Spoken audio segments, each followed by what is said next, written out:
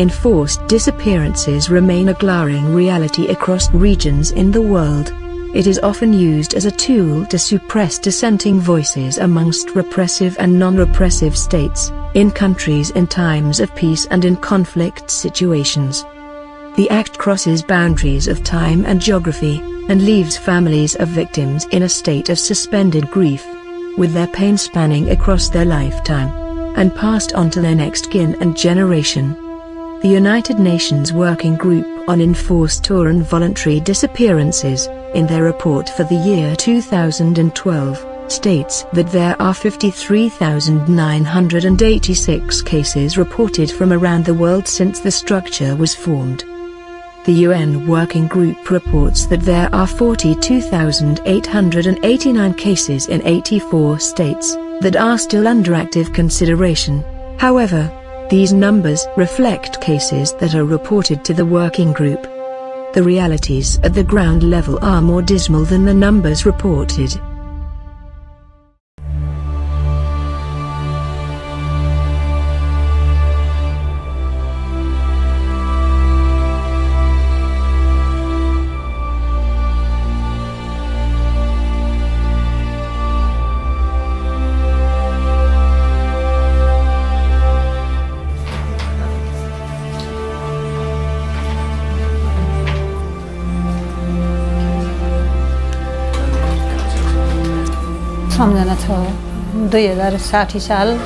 My husband was arrested by the Royal Nepal Army 9 years ago, on May 27.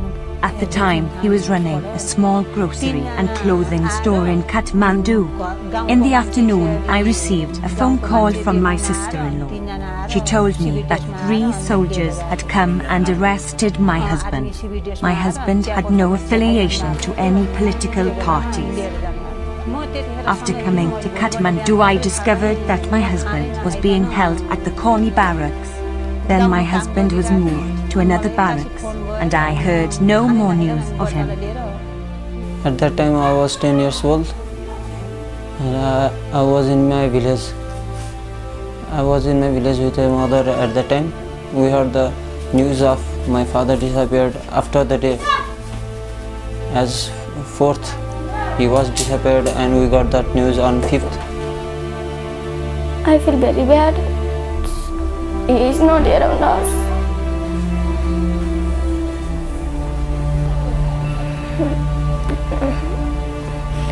Please come home. I want to tell the people who arrested my father that please let all of the team who were arrested under them to be free and to meet their family and their children and to stay a happy life forever.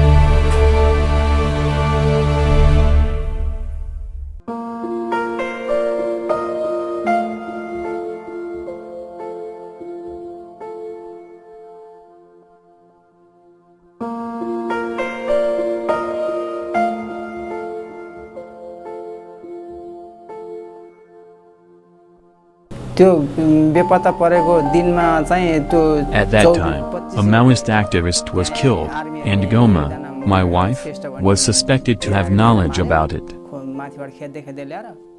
On January 12, 2004, she was abducted by the army and disappeared. The allegation about her was certainly not true.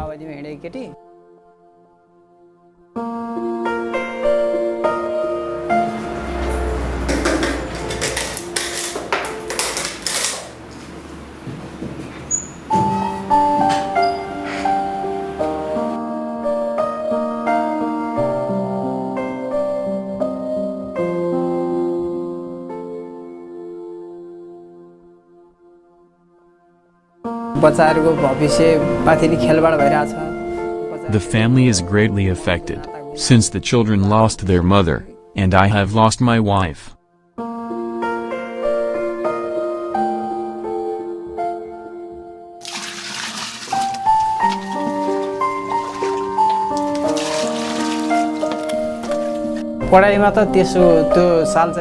Their studies were also greatly affected when it happened.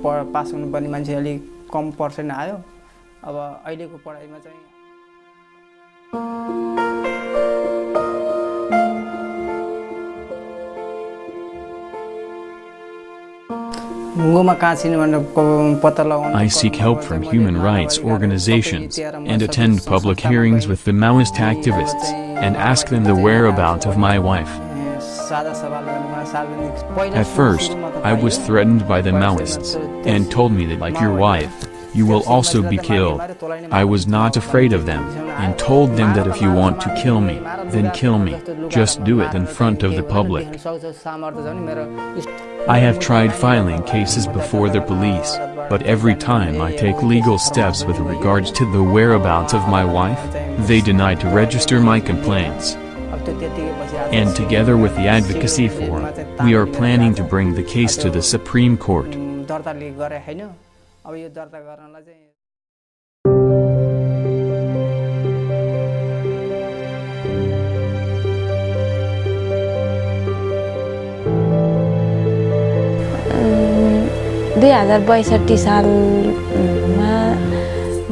On April 29, 2005, Arjun Wama was abducted by unidentified people while he was attending the Parents' Day function at Sri Krishna Secondary School, Ketrabis, Kovur district. He was abducted because he refuses to join the Maoist party, and he was believed to be one of the agents of the monarchy or the king.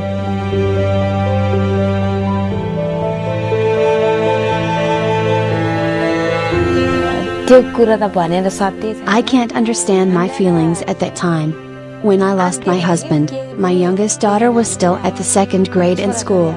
Since there was constant activities of the Maoist group in the village, we decided to leave and reside in Kathmandu. When the Communist Party of Nepal Maoist waged a people's war against the monarchy and parliamentary system in 1996, at least 15,000 were reportedly killed, with 1,300 people disappeared. When a state of emergency was declared by the monarchy, the disappearances and killings increased. Nepal had the highest reported cases of enforced disappearances in 2002. During this period, family members were reportedly afraid of filing first information reports, because of possible retaliation. Those who tried to file were refused by the police. We still don't know the whereabouts of more than 1,500–1,500 people who were disappeared during the armed insurgency in Nepal. Though the armed insurgency ended in 2006 with the Comprehensive Peace Agreement, and that Comprehensive Peace Agreement promised that within 60 days of the signing of that Comprehensive Peace Agreement, the whereabouts of those disappeared people will be made public. But still family members are waiting for that day to come. Family members, victims groups, human rights organizations have been advocating for the ratification of the conventions against enforced disappearances. They are also advocating for the national legislation. Nepal's Supreme Court has also ordered Nepalese government to enact legislation that would criminalize disappearances. Despite all this effort, government has not yet ratified the international conventions against disappearances, nor it has approved legislation to criminalize disappearances, as a result of which family members are still left in pain and anguish and sufferings. So far government has been providing monetary kind of interim relief to the family members of disappeared person, and it has also rolled out some scholarship program for the children of disappeared person. But these schemes were not really rolled out through proper process, not really involving victims groups in the whole designing of this interim relief. It hasn't really satisfied the needs and aspirations of the family members of the disappeared person. After 3 years of the armed conflict, when police started a sort of plan operation, then they started to arrest, and people gone missing actually. So the train and the number, kept on increasing till the date that the army took over. So actually it happened in the context of the armed conflict. Basically the civilians, the sympathizer of the Maoist rebellion, who were actually living in the urban areas, number of teachers, number of students, and some of the journalists, actually those who are doing that, they were sympathizers, everybody knows that, but they were not taking arms. So these people were arrested and got disappeared. So that was the context.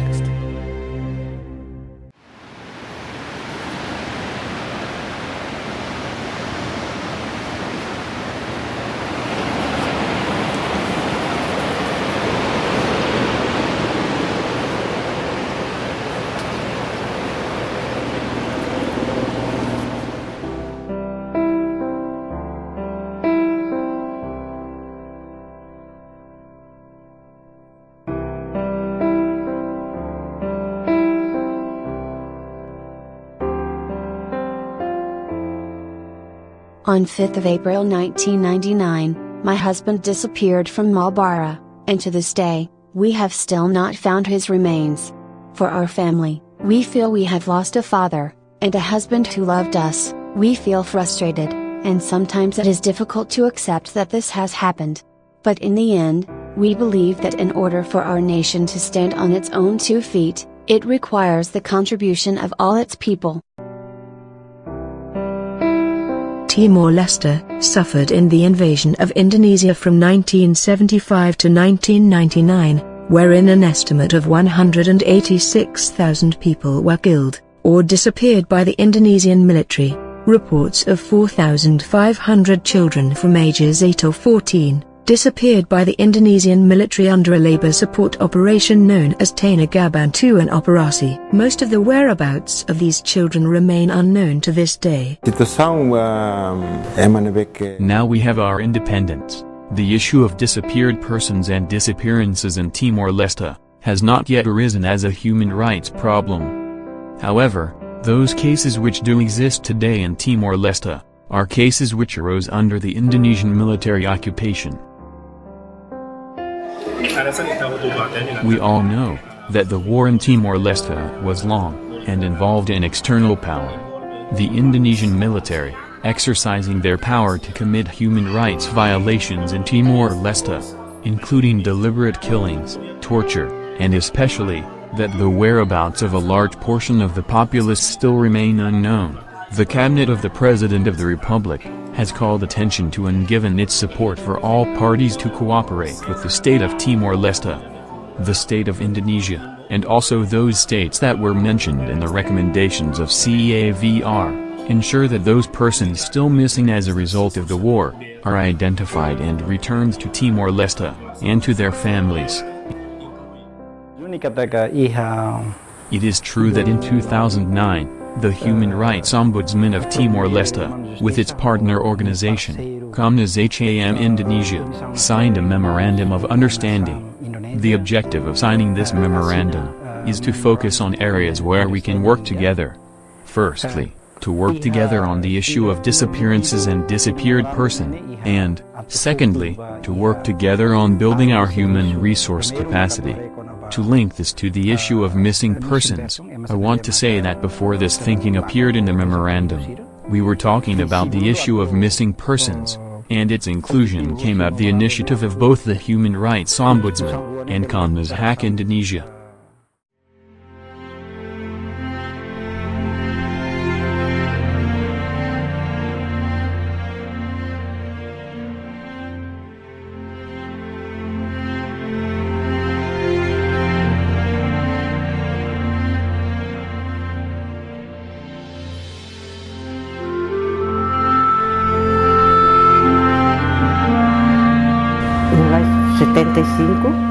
In 1975, when Indonesia invaded us, we escaped into jungle in Binamak.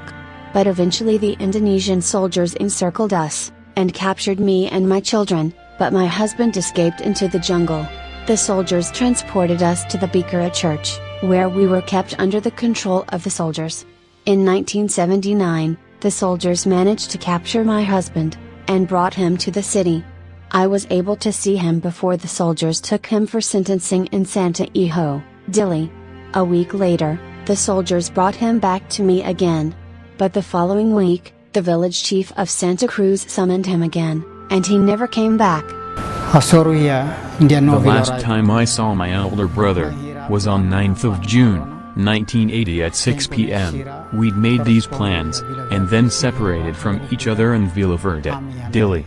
We returned back there to meet with his clandestine group in Vila Verde, but he wasn't with them.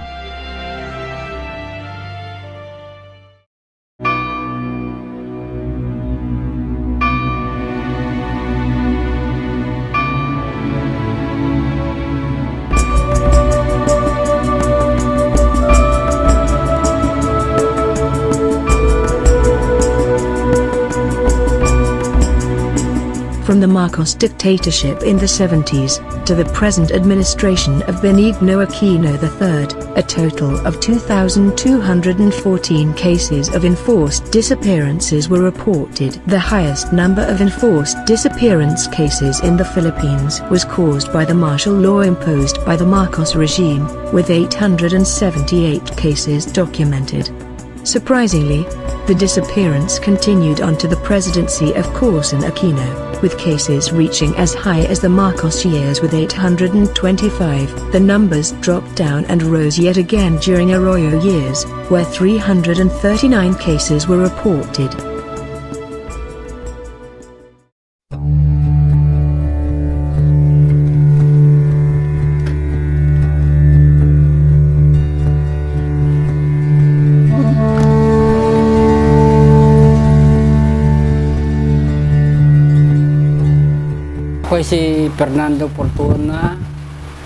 I am Fernando Fortuna, 52 years old, living in Cubao, Quezon City.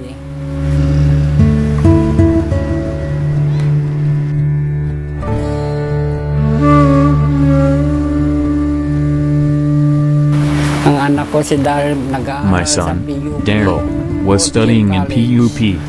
He was taking up AB history. He went to Zambales to help the anti-mining groups and the people in the community. He helped the farmers. That was his purpose of going there.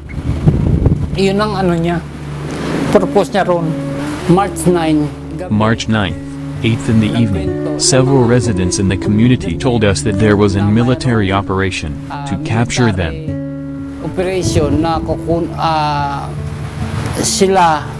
March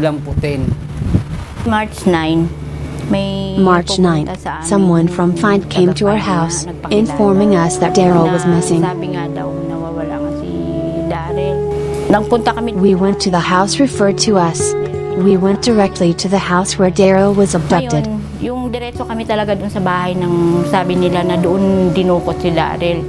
We wanted to talk to the owner of the house, but no one is inside there.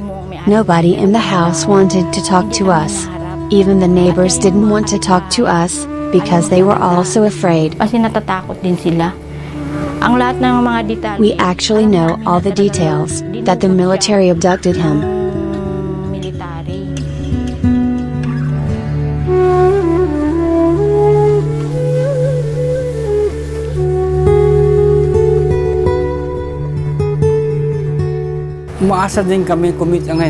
We still have hope. We know he's still alive. I have that feeling.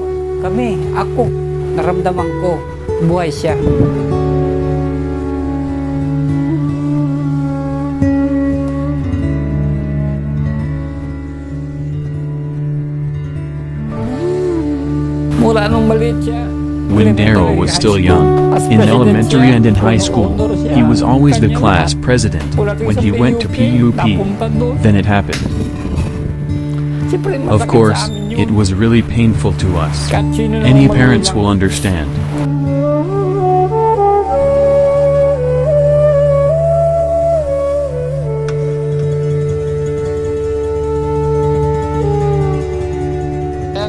That's why I prayed. I know he is still alive. He's just somewhere. The only problem is those who abducted him. They might be afraid that cases will be filed against them. Until now, we still hope that he is alive.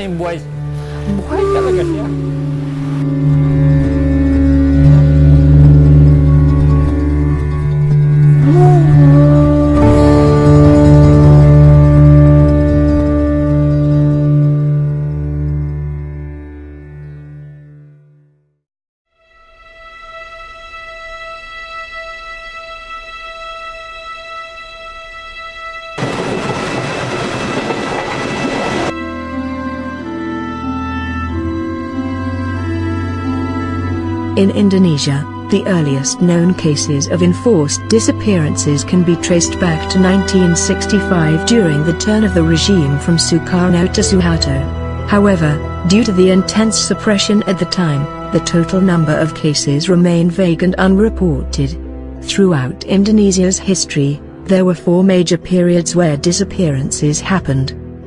The first period was started from 1965 to 1970 during the period of the massacre of suspected members of the Indonesian Communist Party. The period of 1980 to 1989 marked the tragedy of Tanjung Priok and Talangsari, and the discovery of dead bodies without any evidence for identifying the victims. In 1990 to 1989, the military operation in Aceh, called Domaceh, caused incidences of disappearance along with the pro-democracy victims during the 1997 to 1998 unrest. The Domas operations and the conflict situations in Oposo, Ambon, and Papua were the most recent period where disappearance was committed in Indonesia. It has actually been a long practice, and forced disappearances has been practiced in Indonesia, and it happened even just after the independence. But we are working on disappearances in the context of the authoritarianism in Indonesia. That is the reason why we work and advocate in the cases of enforced disappearances that happen during and after the massacre and disappearances of those accused communists in 1965 and 66. So that was actually the time when in the history of Indonesia enforced disappearances was practiced in the widespread and massive way. It became the policy of the government. Dia itu adalah seorang periang, artinya. He was good-humored. He had many friends since he was in senior high school. He had good and wide intercommunication and he was smart. His teachers confessed to this. He had many hobbies: singing, sports, playing music, traveling. He once became a guide in Bali. He was lively, never sits one's hands.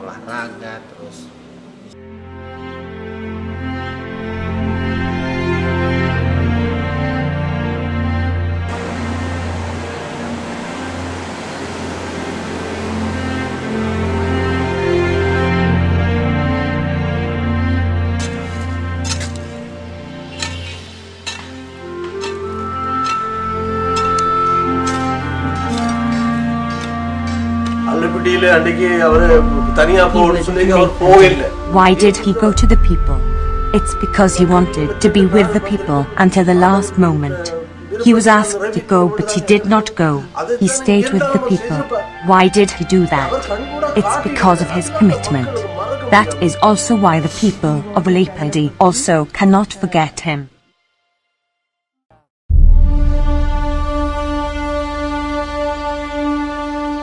Victims of disappearances in Sri Lanka can be traced from the uprisings that occurred in 1971 and 1989, with the crackdown against the Janatha Vimukthy Peramuna, otherwise known as the People's Liberation Front, or JVP. The war between the government and the Liberation Tamil Tigers of the Elam aggravated the human rights and peace situation in the country. So I think the war has actually been the cause for lots of disappearances, but essentially the way that it was fought. A war by itself does not have to automatically cause disappearances. If the parties adhere to the rules of war, international humanitarian law, the number of people who have disappeared will have been reduced drastically.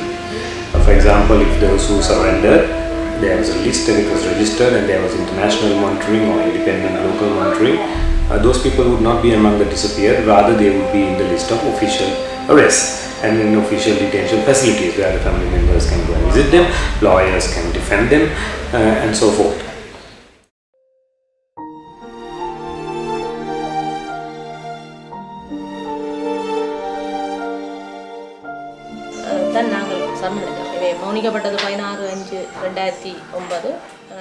In May 2009, it was announced that even if you are one day involved with the LTTE, if you surrender, we will forgive you. With the help of Father Francis Joseph, I took my husband to surrender. I handed him over to the army. From that time when he surrendered, I don't know where he is, and what happened to him. I have a big burden on my head. I have the responsibility to search for my lost husband, to educate my children, and to protect myself. The government must take its obligation seriously, that they must have a political will to address the issue of disappearances, to find out the truth of what has happened, and that they must also have a willingness to invest in mechanisms and institutions and laws that will result in the issue of disappearances being addressed properly.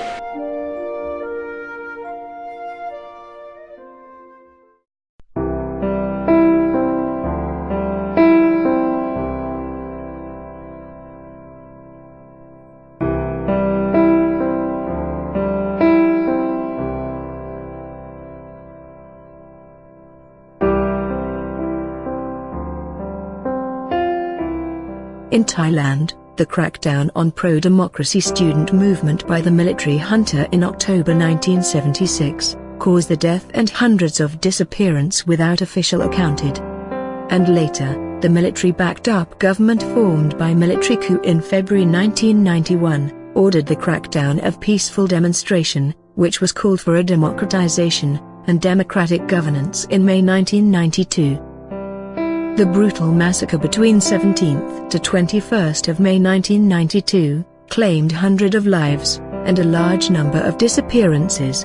Official records show there were 38 victims who were disappeared, but unofficial records claims a higher number. Afterwards, the Justice for Peace Foundation documented 40 cases of enforced disappearances. In South Thailand, the disappearances were related to the conflict situation and counterinsurgency programs of the government. In the north, the victims were associated with drug-related issues. Other cases that occurred within the country were related to assertion against corruption practices and upholding human rights. The government did not take an active role in searching for the disappeared and bringing truth and justice to the disappeared and their families. Actually, my father is a human rights lawyer who worked for the poor client for 20 years of his working life. He started to interest for the southern cases because there are so many Muslim accused as insurgents in the southernmost of Thailand. It was chaotic. From May 17th to 20th, people could not leave the area because the military blocked the demonstration area. Primarily, 44 people died. Those people were found, but many people disappeared. According to information from the Minister of Interior, more than 400 people disappeared. I follow up only 40 cases, out of about 400 cases. We don't have enough budget. The families of victims reported about 400 cases. Most of them are from provinces or students. Actually, many people disappeared, but we didn't follow up. I insist that even there's just one person, it means they accept that there is disappearance. That's enough. In southern Thailand, under the state of emergency and government have the policy on counter-terrorism. So since 2004 until now, we got the complaint from the people in South Thailand about their family's member that disappear or torture or arbitrary detention. Until now, we have more than 30 cases of people in South Thailand who were disappeared until 2004. Since 2004 until now, some of the victims used to be arrested under the martial law or the emergency decree law and was detained at the military camp, and after that they disappeared, and some of the victims were arrested, maybe in the market or on the way back to their houses. But the police say that they have no evidence, so they cannot investigate further.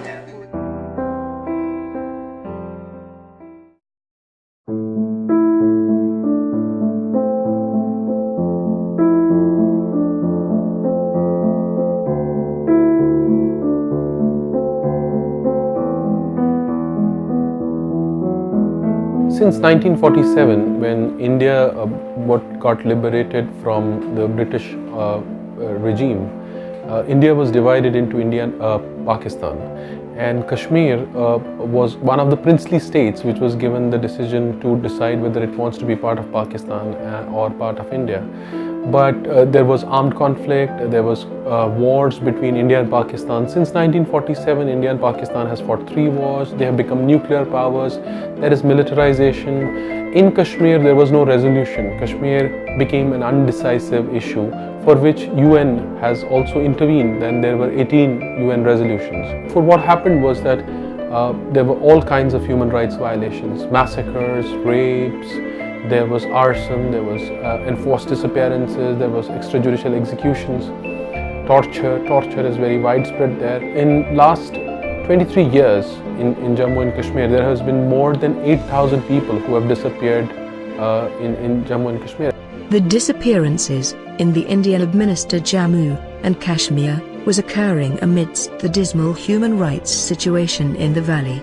More than 8,000 cases of enforced disappearances have been reported, wherein around 1,000 cases have been submitted by the Association of Parents of Disappeared Persons to the State Human Rights Commission and Jammu and Kashmir High Court. But so far no investigation has been conducted. Recently, 7,000 unmarked and mass graves were discovered. The APDP and other civil society groups have pushed for comprehensive forensic examination, including DNA testing of the remains in the unmarked graves, but the demand has been refused by the Jammu and Kashmir government, citing that they don't have enough capacity and resources to conduct investigation into all such graves. Furthermore, the government said that it has the potential of hurting local sentiments and might trigger serious law and order issues. In these last 23 years, what has happened is that in the cases of disappearances, which are more than 8,000, the government has provided institutional support, institutional cover to the perpetrators of this injustice. The perpetrators have been promoted, they have been given rewards.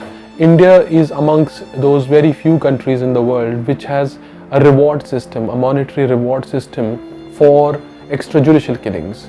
They encourage extrajudicial killings.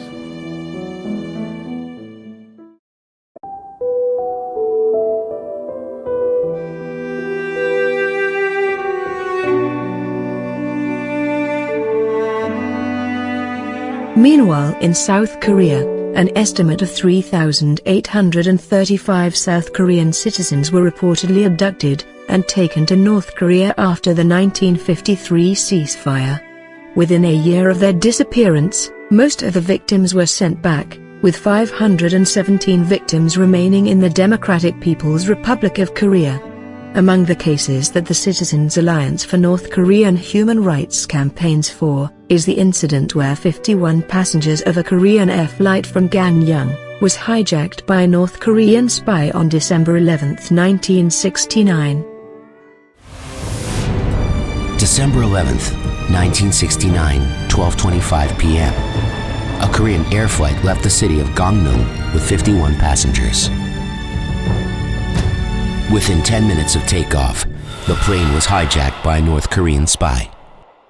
The plane, originally bound from Gimpo, changed course near Daegwallyeong and landed at Sondok Airfield near Wonsan in South Hamgyong Province. When the plane landed, they woke me up. Then, outside, we saw 20 to 30 North Korean soldiers with M1 carbines surrounding the airplane. There was no confusion, though. I remember the flight attendant telling us that we were probably in North Korea. There were some elderly people in the plane, and I saw them bursting into tears. They also took away our ID cards and began to cut them in half. I heard that on the New Year's Day of 1970, when there were no guards, my father started singing the song Gagopa. The lyrics were something like this: I want to go back. I want to go back to the South Ocean where my home is. Some of the other abductees were singing with him, and then North Korean soldiers came in and dragged my father outside. Someone who escaped from North Korea told me that after that day, the other abductees could not see my father. I was also told that the 11 victims who had not returned to South Korea were the ones who strongly rejected the North Korean regime and said they had to return home. The act was widely condemned by South Korean citizens and the international community. During this time, the South Korean government sought the assistance of the International Committee of the Red Cross for negotiating the release of the 51 passengers. 66 days after the hijacking incident, the government of North Korea returned only 39 passengers. 11 victims remain in the Democratic People's Republic of Korea. It is difficult for me even to try to remember that day. I was told that the people who were kidnapped were supposed to return. There was no phone in my house, so I went to some kind of intelligence agency in Gangneung with other families. They were announcing the names of returnees one by one, and I thought my husband would be one of them. The names were read one by one, but he was not there. Citizens Alliance for North Korean Human Rights raises the alarm for the immediate return of the 517 remaining abductees. In 2013, there were 322 victims out of the remaining 517 abductees, who reached their 70 years or more in North Korea. Some of the family members of the victims have already passed away, without the knowing the fate of their family members.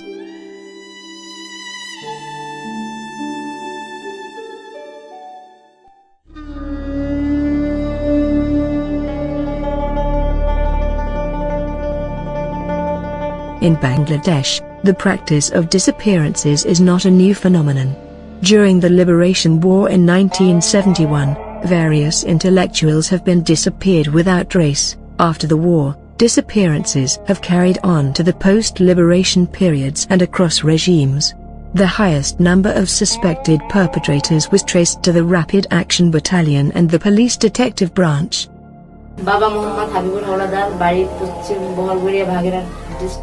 My name is Jasmine Akhtar. My father's name is Habib Rahman Hayalada. My home is under Morganj Police Station in Baghat district. On the 6th of July 2011 at around 5 a.m. after morning prayers, my father went out beside our home with my mother. At that time, 2 men approached him, and he was grabbed by 2 other men who came out from the house of Abed Malik. My father asked them who they were, and they claimed that they were from the administration. When my mother tried to rescue him, she was pushed away. When my mother asked them why he was apprehended, they replied that there was a case against him, and he had to be taken to Morganj Police Station.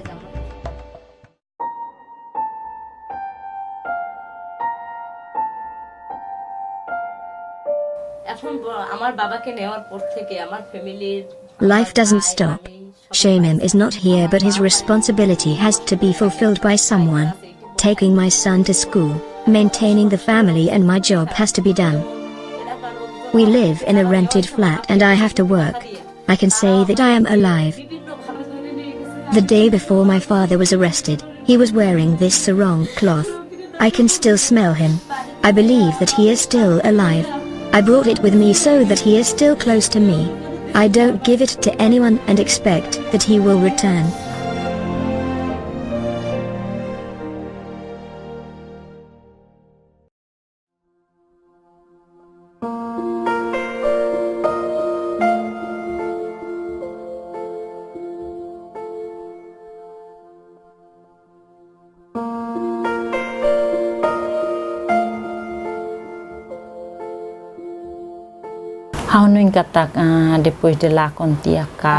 I didn't know what to do.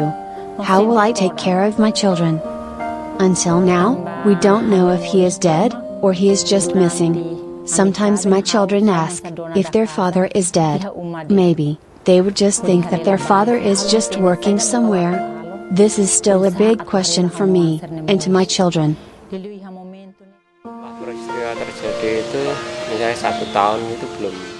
After the incident, the impact cannot be seen in the first year, but years after that. The most affected is my mother. She often gets sick. I am not really satisfied with the response from the government. As long as the victim remains disappeared, the suffering of the families also continues.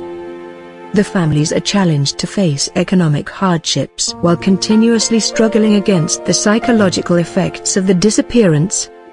Psychological support, livelihood assistance, educational support through scholarships, and legal assistance are among the needs of the families that must be recognized and provided by the state.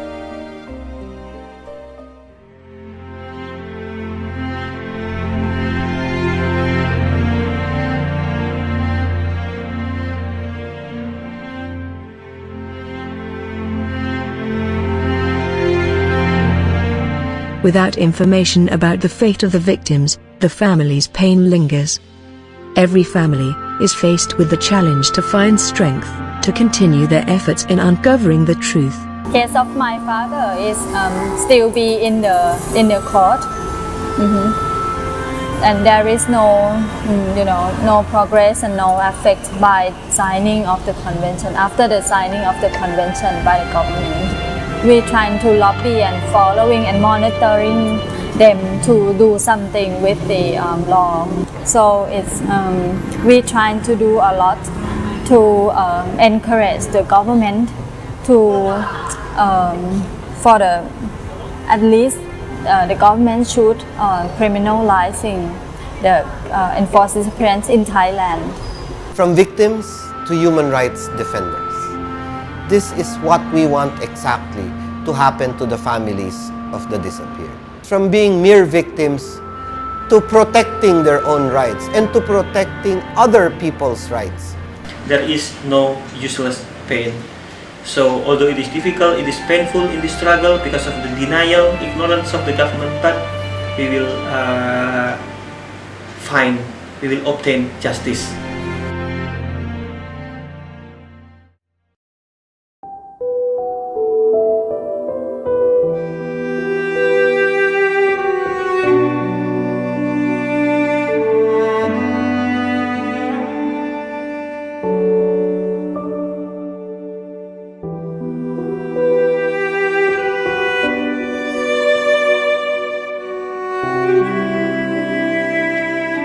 Amidst the limited resources, there are still several efforts made by civil society groups to help the victims' families. In the Philippines, the families of victims of involuntary disappearances or find assists in the psychosocial services, livelihood, and educational assistance to the children of the disappeared. The formation of the SAD, the Samahan ng mga Anak ng Desaparecidos, or the Children of the Disappeared, was one of the early attempts to address psychosocial rehabilitation needs of the families. And so, during the early years of FIND, we tried approaching it in a somehow theatrical way of things, forming the Children of the Disappeared or the Samahan ng mga Anak ng Desaparecidos and having them perform through theater arts, relive the lives of their missing kins, the fathers.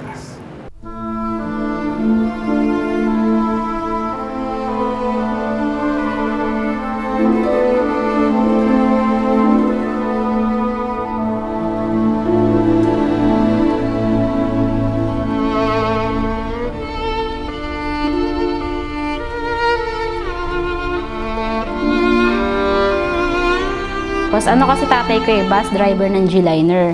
Karoon sila ng parang mga rally-rally o boycott ba yun? Dahil saan nila, sa trabaho nila, napagbintangan or napagkamalan yung tatay ko na leader ng union ba. Ngayon, maraming dinukot na kasamahan niya din tapos patay na yung karamihan. So sa kanya, still missing, talagang nawala, hindi na bumalik, ganyan. Ang kwento sa akin ng nanay ko noon, bali yung tatay ko, parang aalis kami, sasakay kami sa kanya. Ang sabi niya sa akin, babalikan kami ng tatay ko. Kumbaga parang puno yung bus, then hindi na nakabalik yung tatay ko hanggang sa nag-antay na lang kami. Nagtanong na, yun. Tapos ilang araw na siyang hindi umuwi, wala talagang balita. Sa kwento na yun, yung pumasok sa utak ko, kasi syempre di ba parang bata pa ako, hindi ko pa alam talaga. Tapos may nagkwento rin sa akin na nasa Saudi lang tatay ko, ganyan-ganyan, kaya alam ko nasa abroad lang. Hanggang sa tumatanda ako, nagkaka-age ako, doon ko na lang nalaman na wala talaga yung tatay ko. Kasi nawawala. Nung nawala yung tatay ko, yung mga kuya ko parang naloko rin sa pag-aaral, ganyan. Tapos yun sa akin, yung parang lumalaki, parang may kulang. Parang alam mo yun, di ba? Lalo na sa school, may mga times na family day, ganyan. Tapos wala yung tatay ko. Tapos pag nung graduation ko, alam ko, hinahanap ko yung tatay ko, parang wala naman talaga. Pero pakiramdam ko, buhay pa eh. Kami magkakapatid. Hoping kami na mas gusto nga namin na sana nasa kabilang bahay lang, ganyan, or ng babae, di ba? At least buhay siya na alam mong nandun. Pwede namin puntahan, pwede namin dalawin, or pwede kami dalawin ng tatay ko, di ba? Pero wala talaga eh. Gusto ko nga bago ako ikasal, talagang darating yung tatay ko. Parang naniniwala ko kahit ilang years, makikita ko pa siya. Yun. Mag-aantay ako. Mag-aantay ako talaga.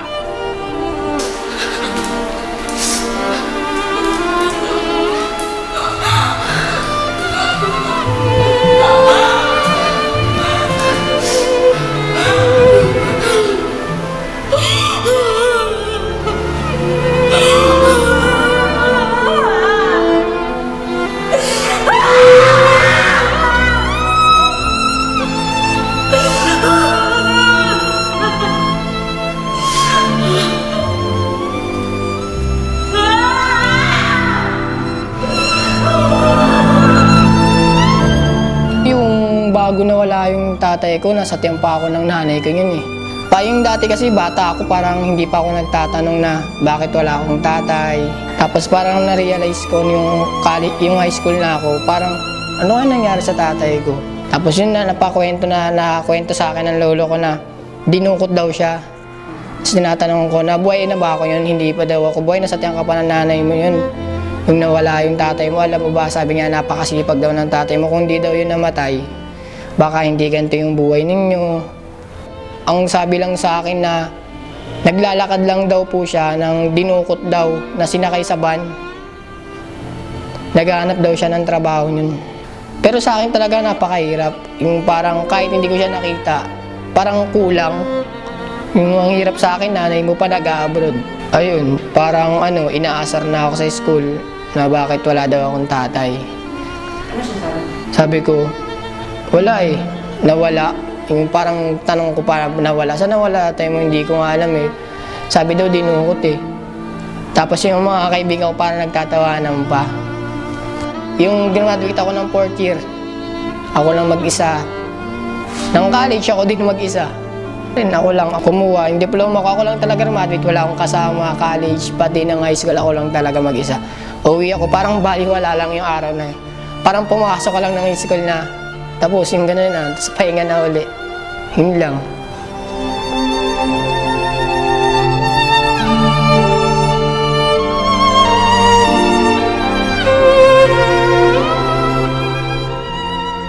Mahirap na isipin na ganito yung ginawa sa tatay mo na napakabait na tao tapos gagantuin lang nila. Sana naisip nila na may naiwan na anak, may naiwan na asawa, Sana hindi nila ginawa yun kasi napakasakit para sa akin na kulang sa pamilya. Parang ganun. Parang napakahirap talaga.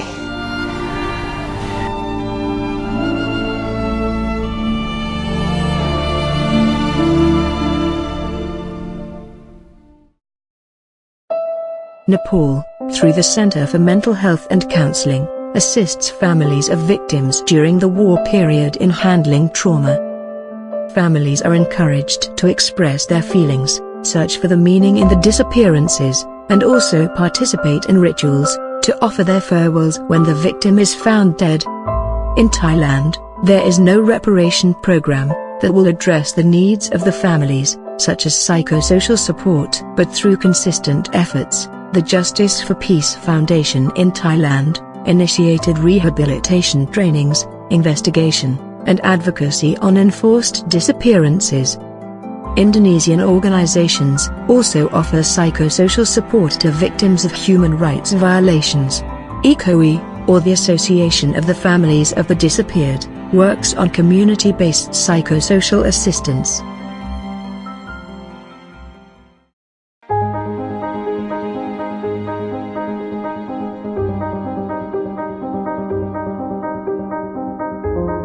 We do international work in order to